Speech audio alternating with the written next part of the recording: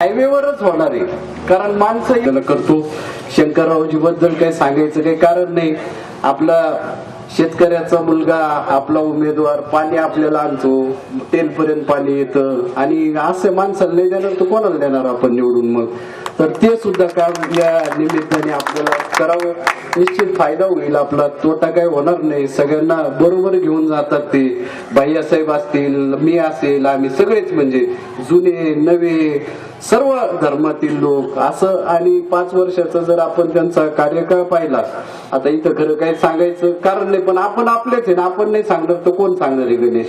तर हातात घ्या निवडणूक सगळी त्यांच्या मार्फत. शेतकरी धोरण राबवायचं, आपल्याला चांगलं काम करतात. पाण्याच्या अडचणी आपल्याला माहिती आहे. धरण राऊरी तालुक्यात बारगाव नांदूरला तिथून पाणी आणायचं, आपण टेलला पाणी वापर सोसायटी आपली टेलला, याच्यात परत ब्रांच 2च्या अंडर असणारे सब मायनर खंबीरपणे आपण सर्वांनी त्यांच्या पाठीशी आपण आहातच. पण कुठलाही मतभेद न करता एकजिन्सीपणे त्यांच्या पाठीशी उभा राहावं आणि पवार साहेबांना ताकद देऊन त्या मार्फत आपले प्रश्न आपल्याला सोडून घ्यायचे. अशा पद्धतीने हा उपक्रम आपण पार पाडावा, एवढी कळकळीची आणि नम्र विनंती आपल्याला मी करतो.